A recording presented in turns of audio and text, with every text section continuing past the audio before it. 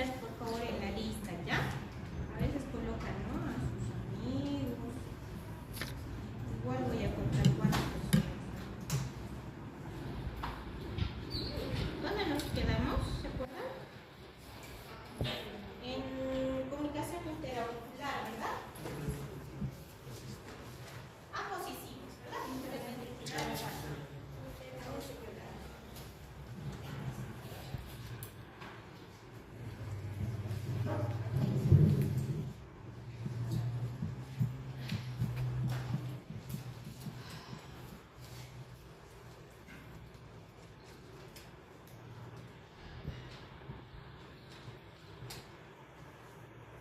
Ya, entonces nos tocaba llevar esta parte, llevamos del tratamiento. ¿No? Solo nos tenemos que dar comunicación. Acá nos faltaba diagnóstico, ¿sí? Ya. Bueno, entonces el diagnóstico lo mismo, ¿no? ¿Han leído Operación de Plétora, ¿no? ¿Cómo es que se me olvidó?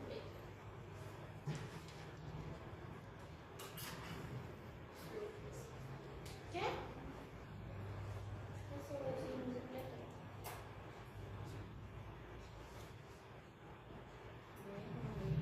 ¿Cómo es los chicos habladores?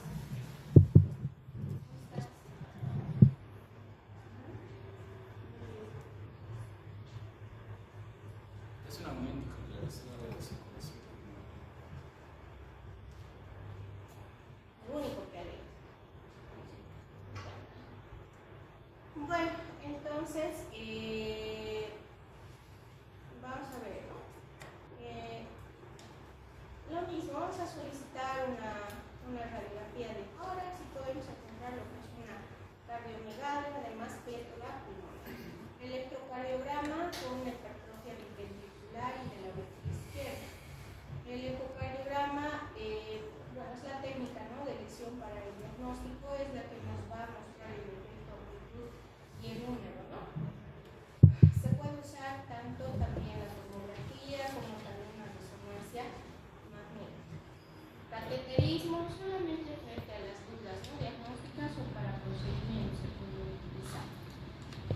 ¿Cómo es el pronóstico? El 30 al 50% de los defectos van a cerrar ya durante el primer año. Se puede esperar, dice, ¿no?, que cierre espontáneamente mientras se puede emplear lo que son los IEPs, los inhibidores de la enzima. Un ejemplo.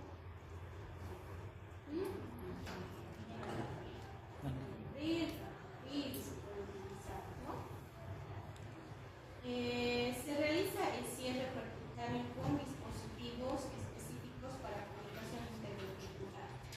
Se recomienda, dice, no un cierre entre el tercer y los 9 meses si es que hay un shunt, ¿no?, de derecha a izquierda que suele ser, ¿no?, significativo, generalmente mayor a 1.5, o que el niño presente insuficiencia cardíaca. Dijimos, ¿no?, en estos dos casos sí es un cierre quirúrgico, ¿no?, el tratamiento es quirúrgico.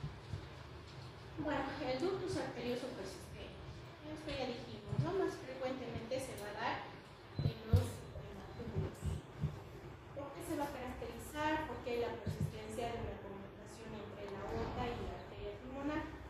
Es normal, ¿no?, en la vida fetal y se cierra durante las primeras horas, ¿no?, tras el nacimiento. Pero sí les he explicado, ¿no?, que generalmente hay una etapa, ¿no?, de transición, ¿no?, del feto, ¿no?, que se encuentra intrauterino al extrauterino, ¿no? Y dicen, ¿no?, cuando hay el mecanismo de parto, generalmente es lo que está elevado, dice, ¿no? O sea, a un principio va a estar elevado las prostaglandinas, ¿no? Eso va a evitar a que se cierre el ductus, ¿ya? Pero cuando ya sucede, ¿no?, el mecanismo del parto, estas prostaglandinas van disminuyendo, entonces se empieza a cerrar el ductus.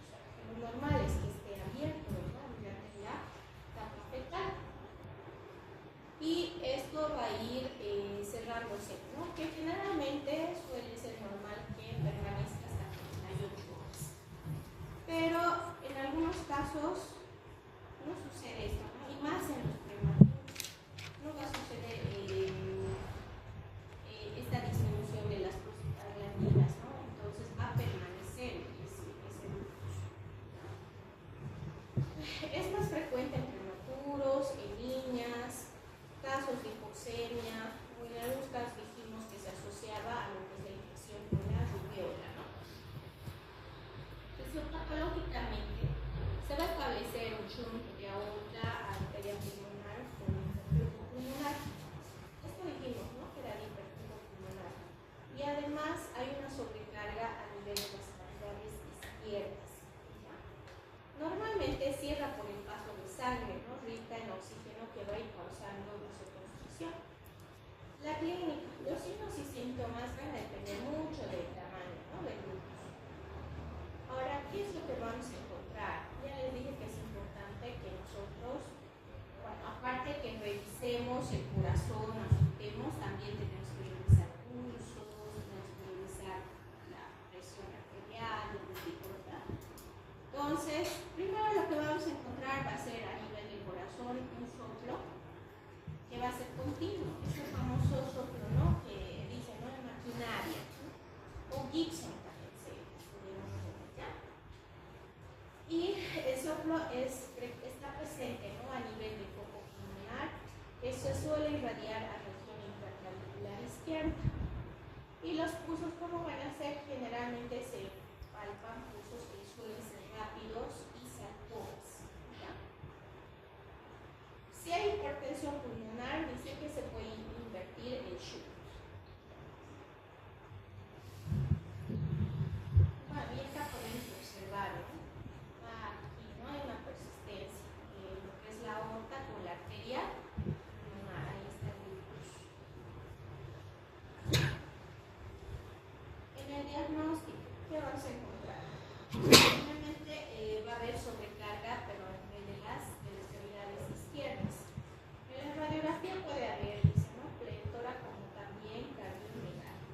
La ecocardiografía es el diagnóstico de certeza, como siempre, ¿no? Ahora, en el tratamiento, si es pequeño el ductus, el defecto puede cerrarse durante la lactancia. En prematuros es frecuente si respondan, solo se cierra, dice, ¿no? O sea, solo hace el tratamiento quirúrgico si hay signos de insuficiencia cardíaca. Si hay soplo, es indicación de cierre. Se espera hasta los 2 años, si no hay síntomas. Se emplearía una toracotomía izquierda con ligadura o pins metálicos. Ahora, lo que están utilizando mucho, ¿no? Son los aires, ¿no? Los antiinflamatorios se están utilizando. Entre estos, más antes sí se usaba, ¿no? La indometacina. Actualmente se está utilizando el ibuprofeno, parece que están usando bastante. ¿No? Utilizan por 3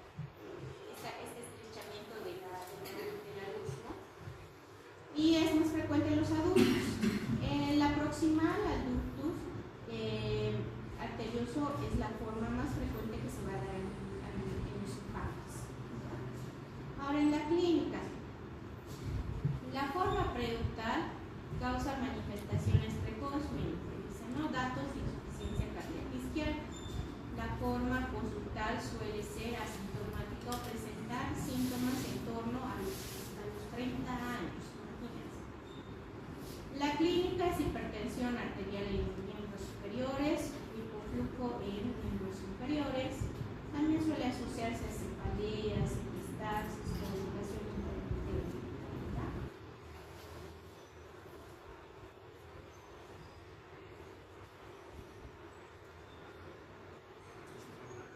Podemos observar, ¿no? La principal, la pre, el palo. Exploración física. Hay una disminución y retraso del pulso femoral comparado con el radial o el lumbar. Hipertensión en extremidades superiores, pulsos débiles en los inferiores. Desarrollo de vasos colaterales que se cruzan en espacios intercostales anteriores. En la radiografía, ¿no? Se puede observar un signo que es característico, la muesca de Rose. Usted se va a ocultar un soplo mesosistólico en parte anterior del tórax, en la espalda y apófisis espinosis. Y aquí podemos observar la imagen. Son las muescas de rostro, ¿no? Lo que están mostrando las flechitas, ¿no?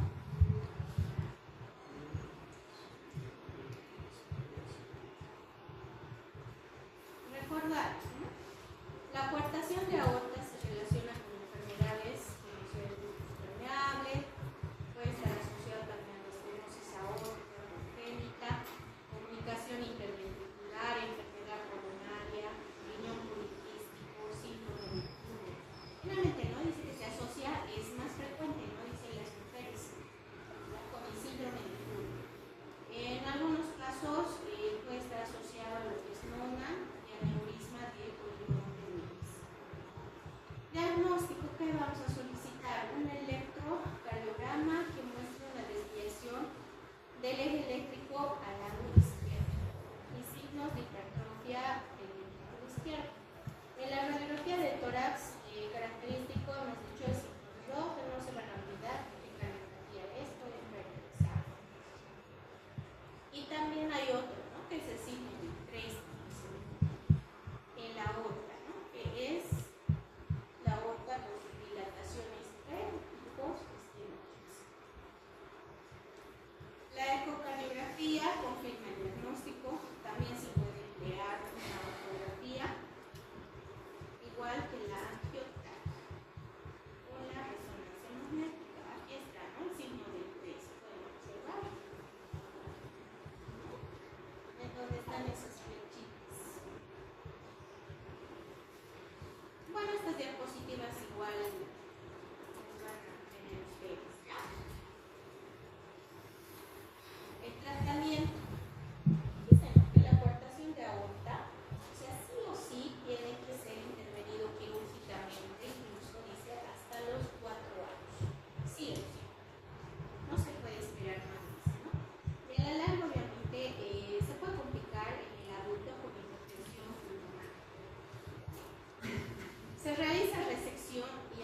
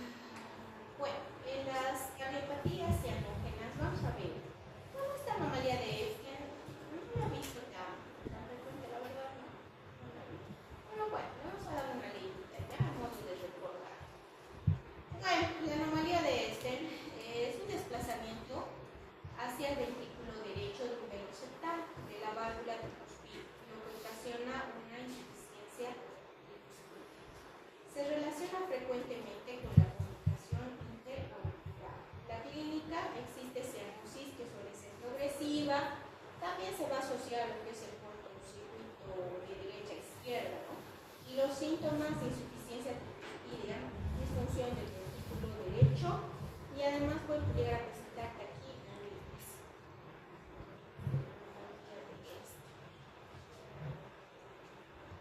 El diagnóstico se sospecha con radiografía, puede presentar una cardiomegalia, se va a confirmar con el electrocardiograma.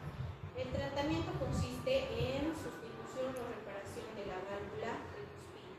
Si el defecto es pequeño, no va a requerir tratamiento. Bueno, después tenemos la transposición de grandes vasos.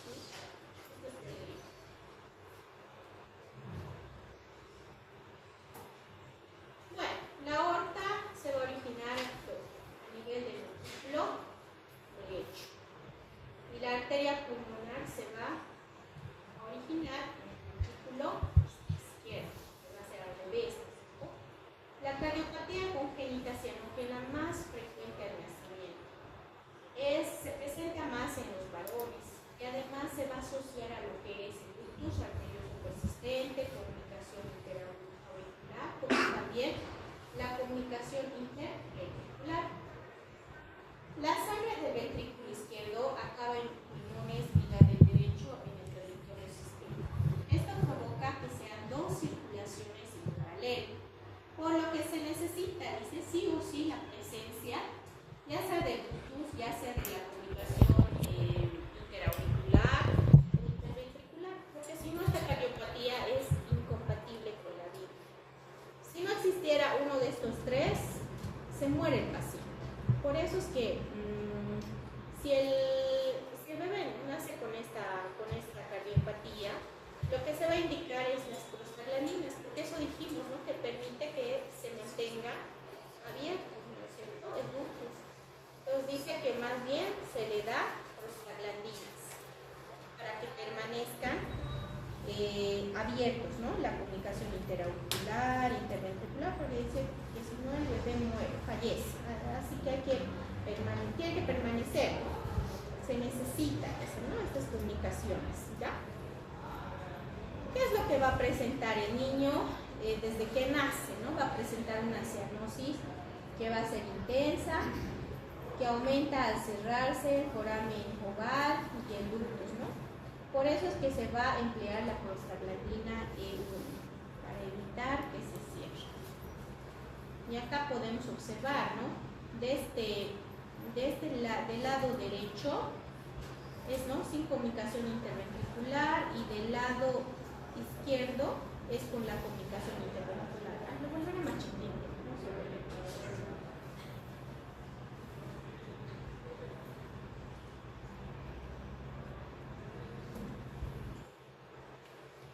Pueden observar, ¿no? Aquí está la comunicación, ¿no? Interventricular en el lado izquierdo, ¿no? Esto es lo que le va a mantener con vida ese bebé.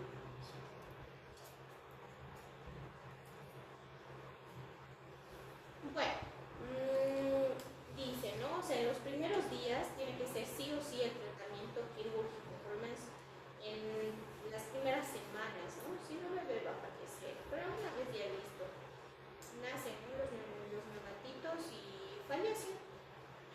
Los primeros días fallecen los bebés o se operan, pero igual no tienen buen pronóstico, ¿ya?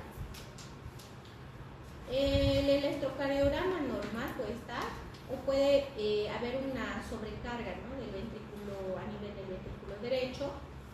La radiografía de tórax muestra un hiperflujo pulmonar. Va a haber hiperflujo pulmonar. La confirmación de la anomalía es por ecocardiograma. Se puede realizar un angiotaco, resonancia magnética. El cateterismo no suele ser necesario, ¿no? El tratamiento, si no se trata, fallece el 90% de los recién nacidos. El primer año se crea o aumenta la comunicación interauricular antes de la cirugía final. Se mantiene el ductus permeable hasta la cirugía con prostaglandina C1 y se realiza, dice, ¿no? Es un procedimiento quirúrgico que se llama llama switches arterial de Jacqueline antes de las 2 o de las 3 semanas de vida. ¿Qué están haciendo? ¿No? Su cierre.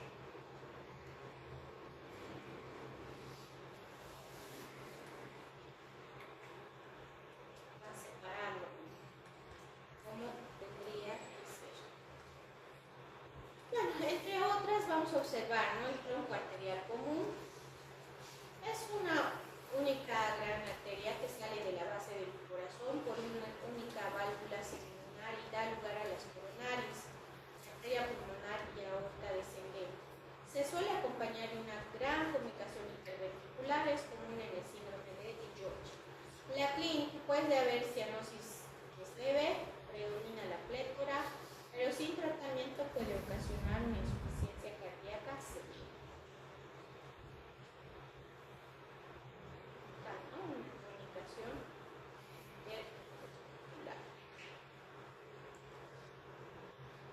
Sin cirugía la mayoría fallece, ¿no? Antes del tercer trimestre, precisa corrección antes de los 2 meses para evitar la hipertensión pulmonar, se cierra la comunicación interventricular y se coloca un tubo valvulado desde el ventrículo derecho a arteria pulmonar. Bueno, nos vamos a pasar a lo que es tetralogía de Fallot. Bueno, la tetralogía de Fallot es una de las cardiopatías más frecuentes, ¿no? De tipo cianótico. Y es la única que tiene, ¿no? Sobrevida hasta varios años de edad, ¿no? Para el niño. En cambio, las otras que hemos visto realmente tienen que resolverse, ¿no? Antes, incluso en las primeras semanas de vida. Si no, no sobreviven. En cambio, la tetralogía de Fallot pueden vivir varios años, pueden vivir hasta, he visto un niño que tenía 14, 15 años, ¿no? Y no tenía ningún tratamiento quirúrgico ni nada. Entonces, había una mamá, ¿no? Que tuvo una bobita, tenía 1 año y medio, ya se le había diagnosticado, incluso nunca tenía tetralogía. Y llegó muy mal al hospital, se descompensó, estaba con diarrea, entrado en shock. Y bueno, a la mamá no le daba la gana, ¿no? de hacerle operar. Entonces decía ella, pero si mi hijo mayor tiene la misma cardiopatía, pero sigue vivo, me han dicho que él iba a morir, decía. Pero en realidad dicen, ¿no? Que tiene mayor sobrevive. Pero el problema es que con el pasar del tiempo va incrementando el grado de cianosis por el aumento de la estenosis pulmonar. Y es también frecuente las crisis hipoxémicas en la tetralogía de Fallot. Bueno, es un complejo malformativo que se caracteriza por 4 componentes, ¿no? Como ser una comunicación interventricular, estenosis de la arteria pulmonar, cabalgamiento de la aorta, hipertrofia del ventrículo derecho. La cardiopatía cianógena más común a partir del año de edad, porque dice que, o sea, en el primer año de edad a veces tampoco suele ser diagnosticado, ¿no? Pero indagar bien, ¿no? A la madre, cómo, digamos, se alimenta, si se cansa, si posteriormente, ¿no? Presenta cianosis frente, digamos, al cansancio o al llanto. Entonces dice que a veces no suele ser diagnosticado, ¿no? A partir del año de edad recién. Es lo que también el libro de Meneghe lo dice. En la fisiopatología va a haber un cortocircuito, ¿no? A través de la comunicación interventricular desde derecha a izquierda. Hemos dicho que esta cardiopatía era de hipoflujo o hiperflujo. ¿Se acuerdan? Puede ser hipoflujo o flujo, ¿verdad? Normal, ¿no? Bueno, y gracias a la estenosis pulmonar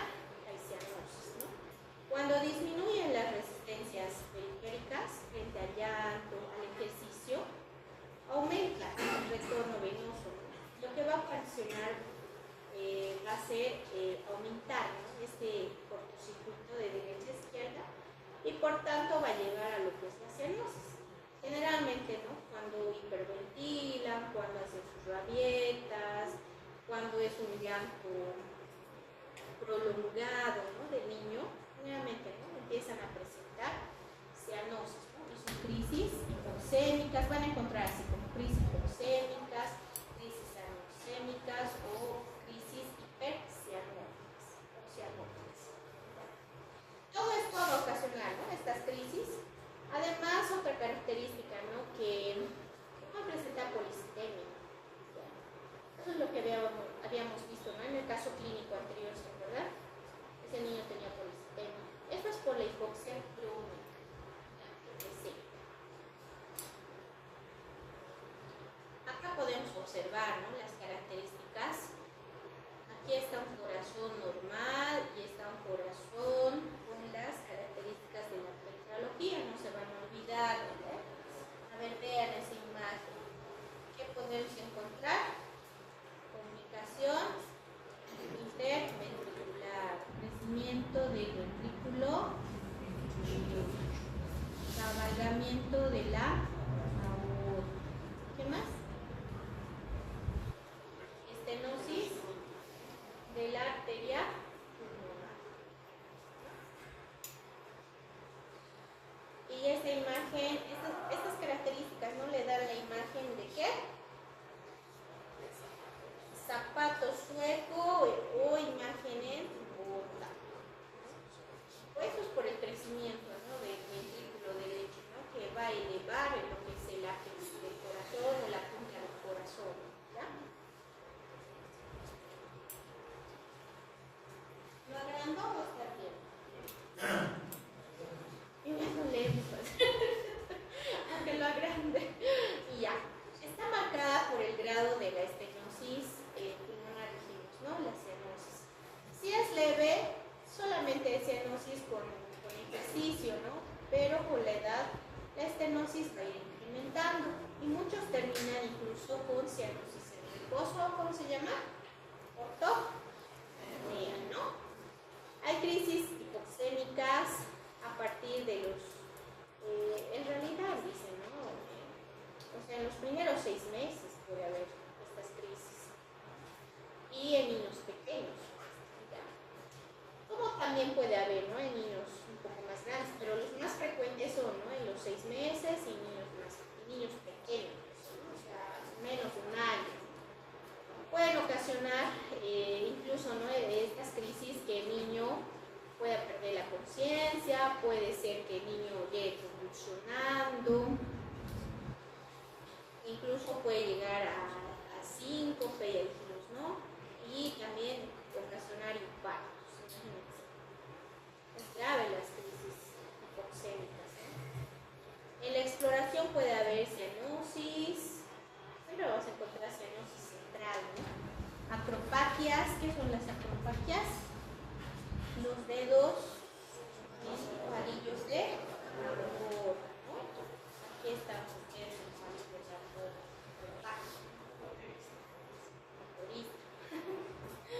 Ya, ¿y qué van a auscultar? Generalmente el soplo va a ser, ¿no?, de la estenosis pulmonar, que puede ser de duración e intensidad inversamente proporcional, dice, ¿no?, al grado de la obstrucción, ¿no?, o sea, el tamaño de la estenosis va a depender mucho, como también la cianosis, ¿no? Generalmente igual, ¿no?, va a afectar al crecimiento, son niños pequeños, bajitos igual, ¿no?, en talla.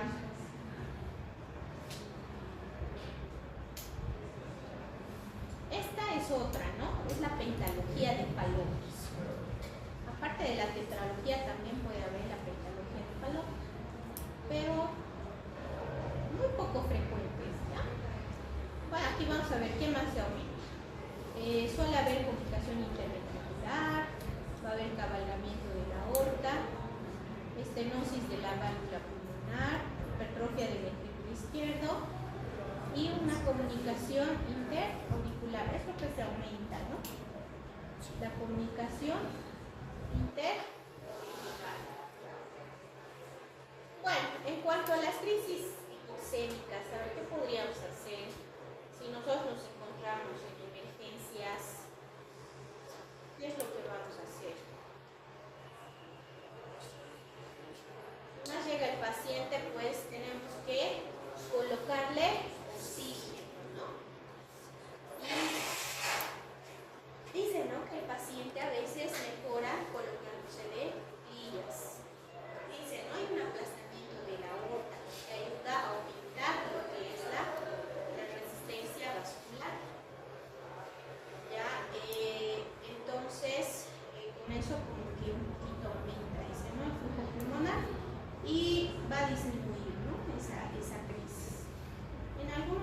casos lo que se realiza también es aplicarle morfina, ¿ya? A 0,2 miligramos kilo peso, porque es terrible, dijimos, ¿no? O sea, puede ocasionar infarto, convulsiones, ¿no? Es terrible esas crisis. Y en algunos casos lo que he visto también, ¿no? Les colocan pues las benzodiazepinas, ¿no? Pero hay que tener mucho cuidado con eso, ¿no? Con el midazolam, porque ¿qué ocasiona? Depresión respiratoria, ¿no? Pero bueno, yo lo que veía en terapia intensiva, pero obviamente estaba en terapia por turno, entonces no había donde se prima y les colocaban, ¿no? Midazolam, pero dicen, no, si es un paciente que llega de emergencia, pueden colocarle morfina, ¿ya? Bueno, ¿qué vamos a realizarle? Vamos a realizar una radiografía de tórax, donde vamos a observar una silueta cardíaca en forma de sueco, gota, ¿no? Por elevación de la punta del ventrículo derecho, con una depresión en el muslo izquierdo. El electrocardiograma muestra un crecimiento de cavidades derechas con eje derecho y bloqueo de rama derecha. El cateterismo se realiza previo a la cirugía para valorar el estado hemodinámico y la presencia de colaterales aortopulmonares.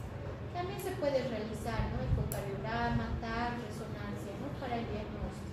Pero es fácil, ¿no? Han visto ustedes, creo que hasta ustedes se han dado cuenta, ¿no? De esa imagen, zapato sueco, que podemos observar, ¿no? Otra imagen, que es el parece que el tratamiento, acá también, ¿no? Nos explica. Durante las crisis hipoxémicas se debe administrar oxígeno, vasoconstrictores también, ¿no? Como la noradrenalina, colocar al niño en posición genuflectoral o agachado, en cuclillas, dice, también pueden subir, ¿no? las rodillas hacia el abdomen también, ¿no? Se recomienda la corrección quirúrgica entre los 3 a los 6 meses de edad. La cirugía consiste en cerrar, ¿no? La comunicación interventricular, ampliar la salida del ventrículo derecho. El factor más importante para determinar si un paciente está candidato a reparación quirúrgica completa es el tamaño de las arterias pulmonares, pues su hipoplasia constituye una